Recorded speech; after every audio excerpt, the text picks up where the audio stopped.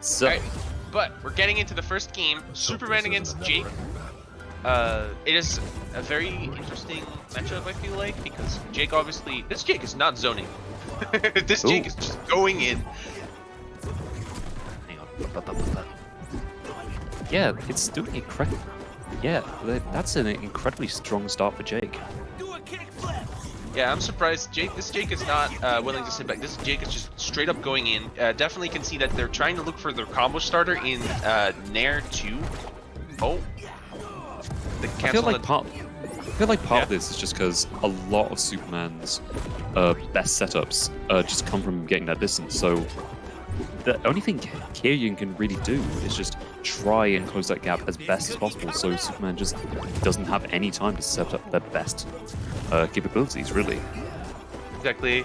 I still think that, like, Jake has, like, I'm not entirely 100% sure, but I'm pretty sure Jake has, like, slightly more range, but it's definitely a lot more risky for Jake to do it, especially with the fact that that was a fantastic side air. Yes, especially with the fact that I think this person's just trying to not stale their side air so that it will actually kill insanely early, which is also a very good thing to do. So I feel like that's like the two things you really want to do with Jake. You either just want to zone and just side air a lot, or you just want to make sure that it will start killing super early.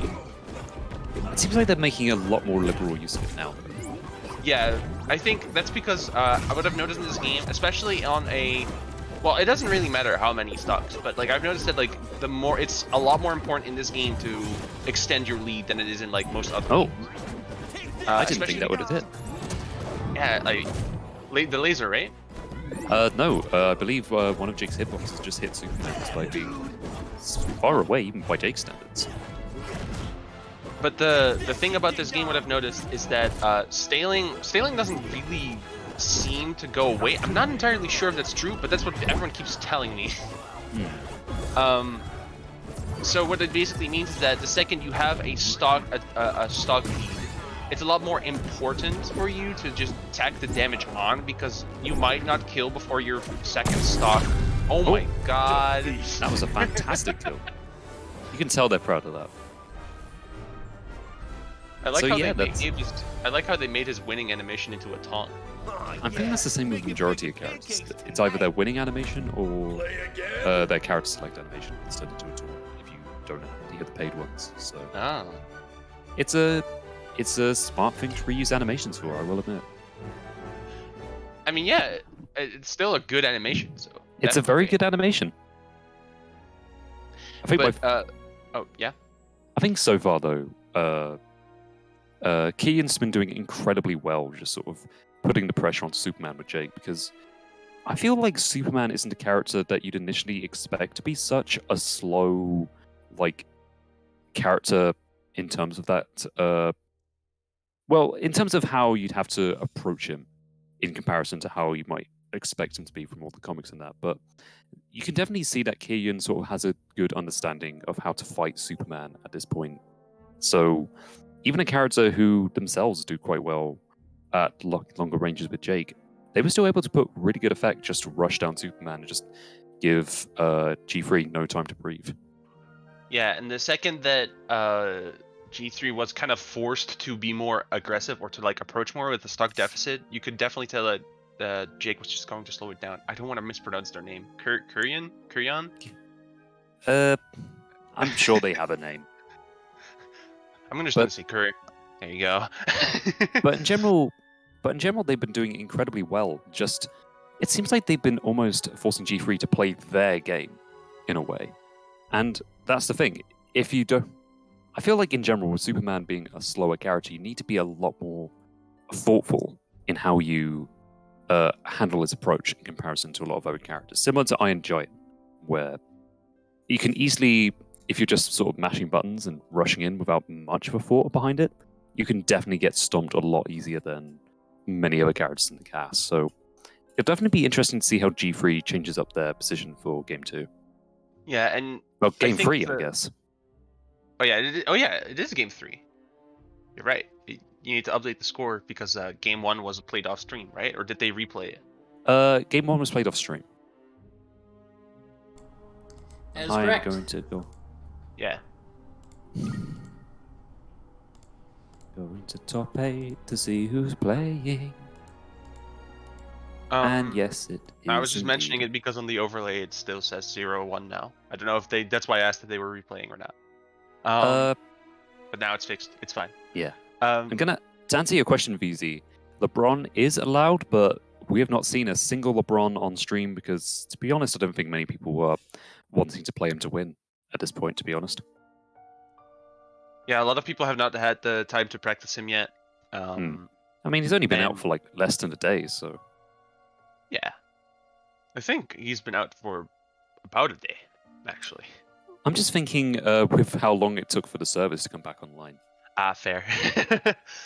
Well, we're already So- past that point, I think. Yeah, but even with just like a day's practice, we're probably only going to see LeBron maybe in doubles early on. Because that's where I'd imagine some players might feel like, okay, I have a partner who can cover me with my day one LeBron. So it might be a bit more common there, but for singles, you're probably not going to be seeing LeBron. I will say, though, a very good mix of characters today. Yeah, I do like all of these characters. I didn't actually see any Supermans yesterday either. I don't even think we saw. Wait, we definitely did see. Whatever. But they're back into game number 3. And again, a fantastic start for Keryan in comparison to, you know, the normally very long-range effective Jake. Yeah, you can definitely tell that Kerr definitely has a better understanding of how to control the flow of the match. Like Yeah. he knows, or they know, how to actually make it so that, like, you know, Superman has to be kind of pressured. Like Superman's trying to create space right now. You can kind of see it, and they're not very comfortable with playing up close. And Keryan is just straight up saying, "Nope, we are playing up close. Bugger up." You're learning my language. But Yeah. I feel like, in general, though, you can tell that Keryan is really doing incredibly well, just sort of forcing G3 to play his game the way he wants to. But saying that, G3 doing incredibly well now that they are getting more of a chance to use Superman's toolkit. Yeah, definitely. Obviously it is 1-1, which means that it was definitely close. I think the person that, if someone can take a stock and obviously hold on to their next stock, it's gonna put them in like a huge advantage. Obviously, right? But also mostly just because of the fact that of how move decay works. I feel like in that situation though, if G3 loses in this situation, it's going to put Keryan in a pretty bad spot because the thing is, Jake has a bit of a lack of faster moves that he can use to match in. So we've seen a lot of move decay, and that's going to be the first kill for G3. Yeah, so now it's very important for Keryan to get this move, this kill early. Otherwise, they're gonna be in a huge they're gonna be in a big problem. Trouble. Bleh. Words. I feel though it was probably kind of good for Keryan to get killed that point actually, because it does reset their staling on it. So yeah, but now they're gonna have a problem with staling the next stock. So I don't know about that one. Even so, it's a relatively late kill Superman. Like they're dead now, and they're at an early enough percent that I don't think it would matter too much. I think they've still got a lot of unstaled moves right now. Does Jake? Yeah, it's definitely not over, right? Like, never over till until the game says game. It is definitely going to put them in a bad spot or worse spot. I mean, already it's a pretty solid mix. Oh my god, where was the up throw? That would have definitely killed. They were touching the button. It's probably. I mean, I guess G3 just has a kind of nerve to kind of misinput it. I think they just didn't know how high they were. Yeah, either that or they just didn't feel comfortable with trying to go for the kill, so they decided to try and follow up instead, which I think is fair. Obviously, you know, game 3 nerfs on top 8. Wait, it's best of 5 now. Is it now? Yes. Ooh, so we've got even more matches to play depending on how. Exactly. So even I forgot. Top 8's best of 5. Yeah. We're going out. professionals here, gang. The horse coming in, a fantastic way to get back on stage. And That's the thing. I don't really know. Because both players are doing incredibly well just to get in movement and little hits here and there, but nothing that can kill.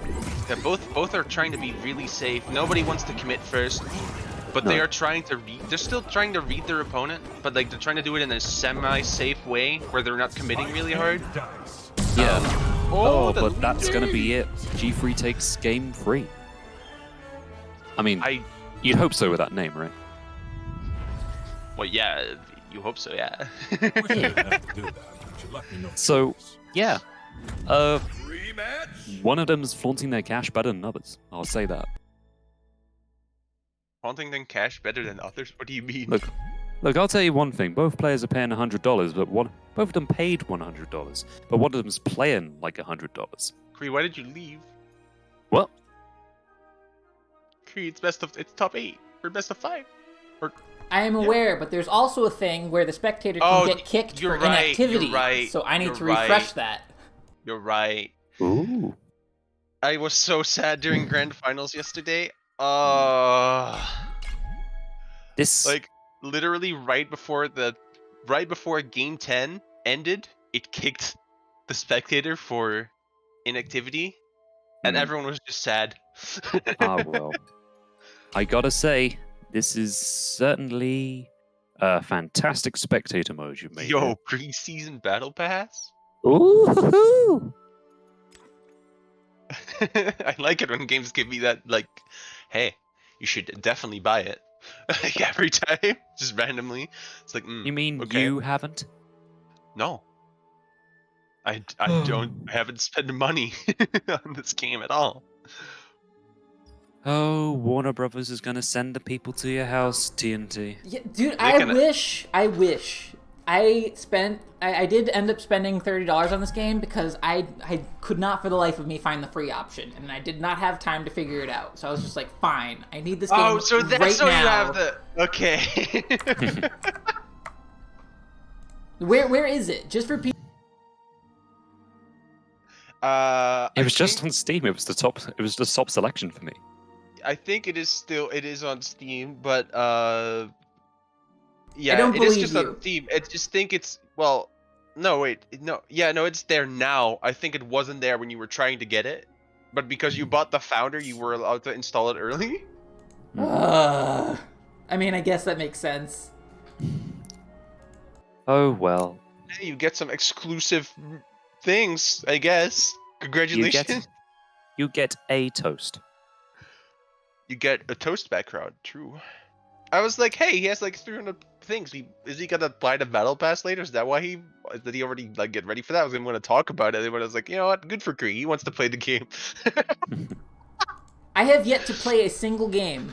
I figured, judging by your things.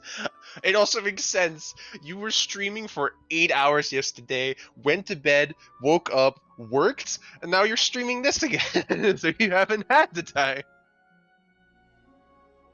Yeah. Well, this is definitely something right here. We're back to actually prepping for the match now. We're back to Superman versus Jake, it looks like. Those were not words, Crump. Those were not words you just spoke. Those were just not words. We're back to Superman versus Jake. I was trying to proclaim out of my noise hole. Now we're finally ready for the matchup at the Century. Okay, yeah. Tell me, what's the Superman frame data? You must know, Superman's right? frame data? Okay. All right. I've got kidding. dust loop up. I can do this. I can dust loop up. All right. So, I mean, yeah.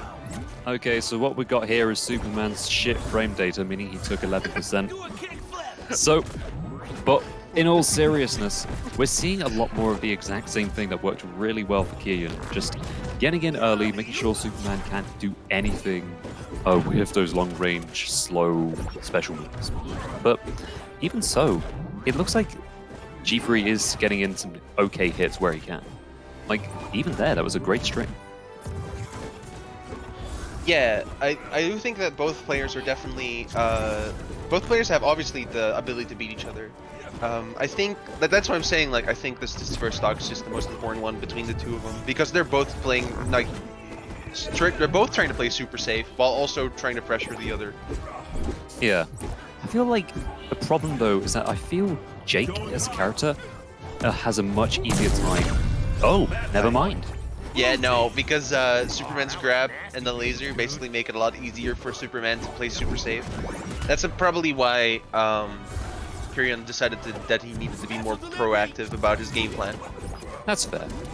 But at the same time, though, I feel like Jake can still play safe pretty easily in matchups like this, because he doesn't have to fully commit to normals like some other characters have to.